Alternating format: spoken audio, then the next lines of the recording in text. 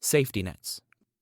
Recently, I've been wondering how certain people can deal with excessive levels of stress while others can't. We all have different levels of physical strength. Some can complete triathlons while others struggle to walk around the block. Physical strength plays a part in dealing with stressful situations, but I think there is more to the required resilience than physical endurance.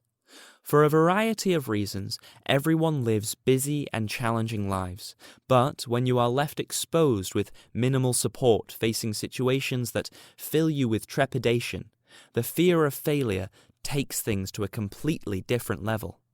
Moving to a new house, facing financial uncertainty, grief, divorce, or single parenting places all the burden, all the decisions, and all the difficulties on an individual's shoulders.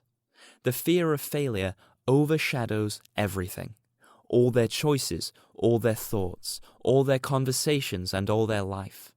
The anxiety that the fear induces exacerbates the levels of stress and further complicates your situation.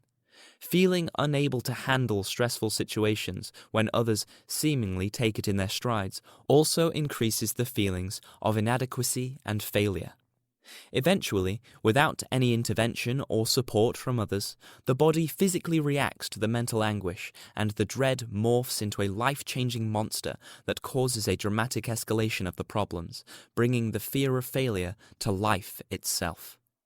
All the difficulties, all the turmoil, all the preoccupation causes noticeable changes in personality, increased isolation, and debilitating loneliness, leading to a dramatic reduction in confidence, which allows the anxiety to intensify the downward spiral of despair and instigates the anxiety physical reaction cycle. The fear of failure was instrumental in my mental illness, both before the physical reaction from my heart in 2013, when I was fearful of failure in work, and after the physical reaction, when I was fearful of failure of my heart, and the devastating resulting consequences.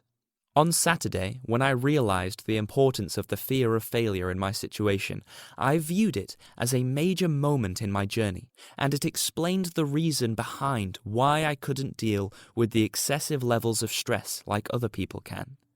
The Facebook memory this morning brought into focus exactly how many years of my life had been affected by the mental illness, and how things would have been different if more awareness had been in place to recognize and act on my difficulties earlier.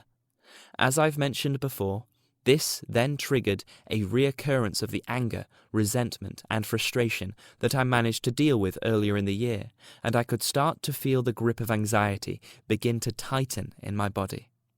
I knew the cause, and I had to find a way to deal with it before it spiraled out of control again. As I walked down the canal at lunchtime, I randomly turned around to look back down the towpath, and in the distance, the distinctive shape of Pendle Hill shone in the sunshine.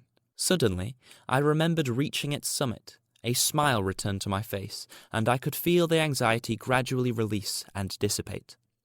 Once you've been affected by a mental illness, the memories and experience never leave your brain, and it waits for the trigger. Any trigger.